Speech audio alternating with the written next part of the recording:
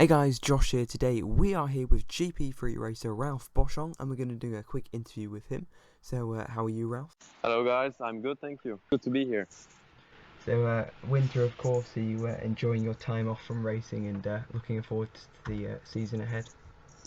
Yeah, definitely. There's a lot of preparation going on. Obviously, I still don't know where I'm going to be driving, but I just try to work as hard as I can. And if there's something signed, then I'll be more happy than now. And can you give us any inside info, perhaps, where you're going to be next year? Just a little hint. It should be single seater. I'm trying to get now finalized exactly which team, and we'll see where I end up. Yeah, well, hopefully we'll see you in GP3 next year, because you certainly had a very, very good rookie year, considering the team you were driving for as well, and of course your very young age compared to some of the other guys racing. You really did do a really, really good job. How would you reflect on your debut year in GP3? Yeah, thank you. I was quite surprised as well. I did a pretty big jump from Formula ADAC, the German championship, and a lot of people told me I would be a bit crazy going there, but I had the opportunity to drive. So, I took it after the positive tests I had in Abu Dhabi. Andreas Jenser wanted to really sign me as a driver. And I was also really lucky to have two very experienced drivers besides me.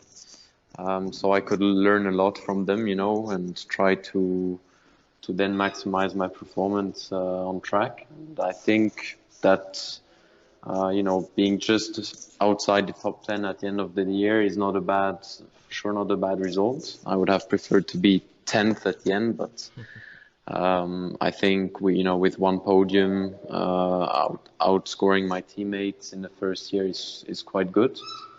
But I still think that there was a room of improvement from my side, also from the team's point of view. But that's again always at the end of the year. It's quite easy to say. But I'm satisfied. I'm happy. And how important is it to beat your teammate? Like, how much satisfaction do you get that now at the end of the year you can look at the standings and see you're firmly ahead of both of your teammates? Yeah, well, it's for sure more important if they both have experience. If we're all rookies, then sure it is. But if you can beat them and they have experience, like 1, 2, or 3 more years GP3 than you, then definitely it's a goal. And it's been actually my goal since the start to try and beat them first and then see where I end up in the championship. So that's what I did, and it was quite good. And although it may seem like there's an obvious answer, what was the highlight of the year? Yeah, obvious. Okay, so definitely the podium in Silverstone was nice, but I've had some really nice races, like in Hungaroring, race 1 with my teammate Tusher. It was not fighting for the front, but it was for the points, and lap by lap, I think it was like 6 or 7 laps in a row. We were nearly touching each other and fighting, doing some real racing. So that was also one of the highlights. But yeah, definitely the podium was great. And of course, from that race, you started from pole position, and I do believe you started on pole another time as well. What's it Yeah. like starting on pole with a lot more kind of faster cars as well? Because although in GP3 all the cars are equal, some of the more experienced teams, of course, can set the cars up better. So you were at a slight disadvantage there. What's it like with all that pressure on at the start of the grid? When those 5 lights go out, what's your emotions and feelings? Well, it was really stressing because in Barcelona the first race weekend wasn't good at all. I got I was involved in a crash, and I wasn't my qualifying wasn't spot on. So then starting on pole position the second race weekend in my GP3 campaign was kind of, it was reversed pole, but it still is a pole position. And I didn't have much time thinking about it on the grid, but looking in my rears, Kirchhofer and Ocon and ART and all these drivers and teams. It was quite a nice feeling, but I have to say I was too nervous.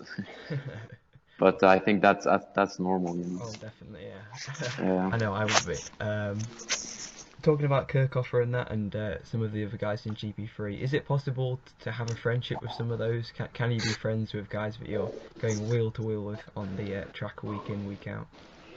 You can, yes. I mean, it's not like I won't spend every weekend with them and go out for a drink or whatever. But the only person that is special on the grid is actually Kirchhofer, because he's he's in love with my sister. So All right.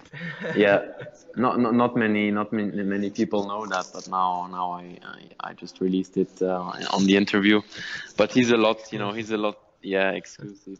He's a lot at my home, so we spend some time together and have some fun. And anyway, I know that I won't, last year it was a bit strange because my sister, she doesn't know, like, I mean, obviously I hope she supports more me than him, but still, they're like, it was a quite funny situation, but I know that he's much faster. He's in the second year, and therefore, that was okay. But like I said, in Red Bull Ring, I started on pole and he was just behind me, so that was like the extra more pressure, I think. But yeah. I guess Kirchhoff is what? Do you know what he's doing next year? Is he moving up to GP2? Is he looking elsewhere? Do you guys talk about, whereabouts you going? Yes, but I need to keep that Oh, yeah, confidential. that's fine. I But understand. don't. Yeah, sorry. Oh no, it's fine. Looking ahead to next year, I'm guessing you've seen the new GP3 cars. What's your take on this new kind of bold car from the GP3 guys? Yeah.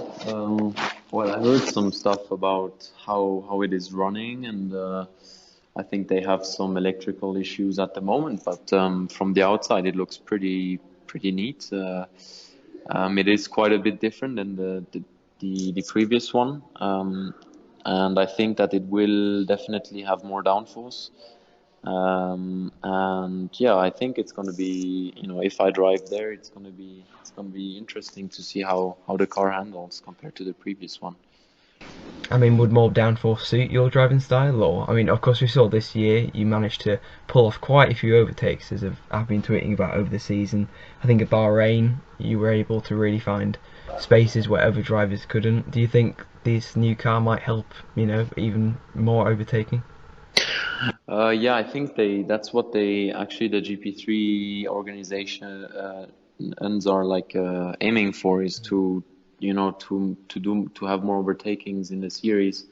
So I think we will have less dirty air effect this year, so therefore we can attack a bit more. But again, the biggest issue is those Pirelli tires. If I start P10, for example, last year in Bahrain, I could be, theoretically P2 after like 5 laps and making crazy overtakings, but 2 laps later you have no more rear tires. So I think we will have some more overtakings, but it still has to be smart overtakings and not maniac moves. And talking of Pirelli tyres, do you think is that the harder thing to manage the tyres? Do you think? Hard. Yeah, I mean, is it the hardest thing to manage? Yeah, When you're yeah, driving, yeah.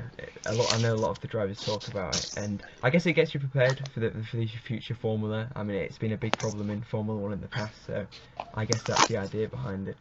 yeah, definitely. I think it's really to make a driver a complete driver before making a bigger step.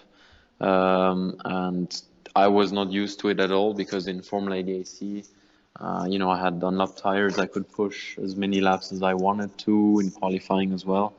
But I think it's interesting because then you don't need, you can have a perfect car, or a good car, but if the driver doesn't, manage the tires properly, whatever the car is, it just won't hold, because the tire is it has a massive effect on the race performance, for example. So I think it's interesting. Yeah, and talking of GB3, just a final question on kind of last season and looking ahead to next season. Was there anything you'd like to change in GP3? Do you think there's anything, in the series that you think, oh, that'd be nice if that would change, realistically? I think, we're very limited on driving time, and I think that affects a bit, the it is sometimes quite irregular throughout the season because when you don't drive for 2 months, we have a big break.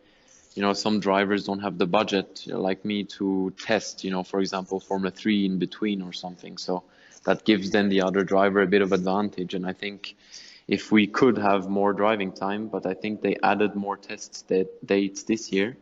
I think we have 9 test days instead of 6. And we have mid-season tests, which is really important to develop, or find new setups. I think this is a good move from the guys. Yeah, I definitely got to agree. With these new cars as well, testing's going to be Yeah. crucial. Yeah, definitely. Let's move on to some of the viewer questions then, starting off from one from Tobin, and he says, is GP3 more fun than karting? Yes, it is. I mean, it's different in many aspects, and I think go-karting is also better in different aspects. It's like a give and take, but I really enjoy driving single-seaters, and since I started single-seaters, I kind of fell in love. If it's, I don't care how much, the more horsepower, the more aero, it's downforce, the better. But I think GP3 is really, even from Formula ADAC, it's so different to drive, and I really enjoy it. Next question then comes in from Ollie Jonesy, and he asks, do you have any superstitions or rituals before a race? Not really. I used to always, do my physical warm-ups before, but there's nothing I can really. I have my little few things, but I keep them for myself, But that's just personal. Yeah, that's not fine.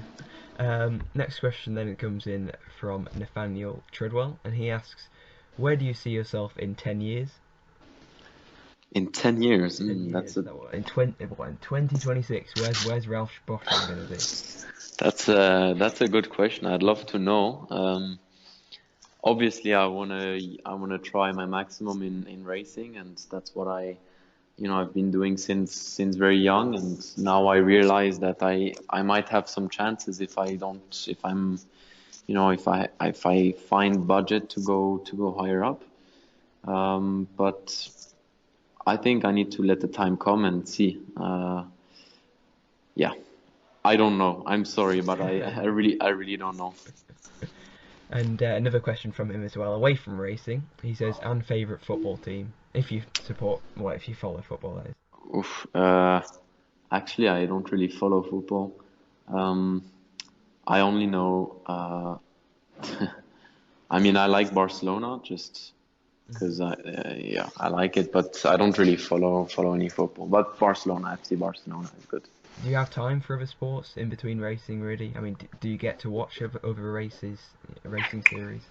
Yeah, I do watch. I like to watch Formula 3 European Championship, and normal sports. Now I watch ski, as I'm Swiss, kind of, but I don't really support any clubs or anything. Yeah, fair enough. Next question comes in from Josh Len, and he wants to know your favourite overtake in any car in your whole racing career, if you can remember it. Good question. There's been so many overtakings. This is tricky. Just in 2015, there were loads. So in your whole. Maybe in 2015, I liked the move that I did on Fontana.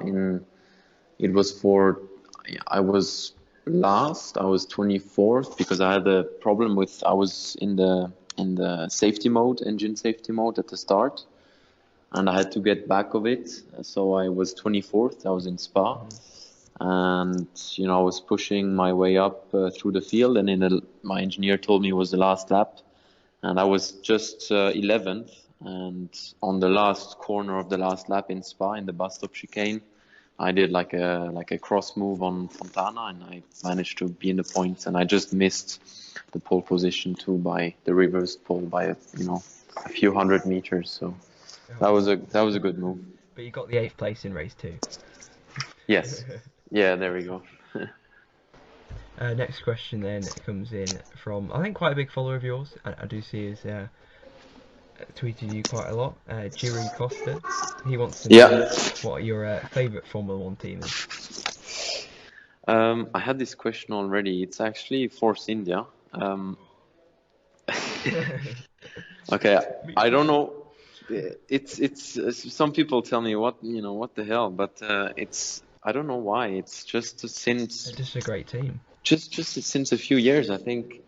What with the budget they have, they make such a fast car, and I just like it. I like everything of them. It's just the car is nice, the team, they look serious about everything they do, and that's probably one of my favorites. And do you think it's a bit similar to you? You don't have the biggest budget on the grid, but you really do the best you can with it. Well, yeah, I mean, I hope every driver tries to do that, no matter which team you are in. I mean, some people tell me that, what you say, but I still try to make the best out of everything in every manner, in every respect. If it's on or off track, it doesn't matter. I just try to make my best and get the best out of everything I have. So yeah. We've got a question from Shen, and he wants to know, what are your main hopes and goals you wish to achieve in 2016? So we spoke a bit about this already, but is there anything in an ideal world? Say you are in GP3 next year, or this year rather. What do you want to achieve? I want to, especially, this is more personal. I want to make all the mistakes I did last year. That a lot of people don't know because it's intern. I want to improve that. I want to improve myself, and I want to especially be more competitive in qualifying.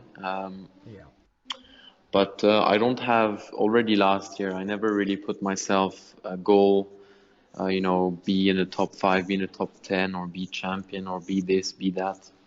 This for me is quite irrelevant to start talking about it is, before I even sign the contract. But definitely I want to make the most of what I have, and I want to improve all the areas I didn't do well last year.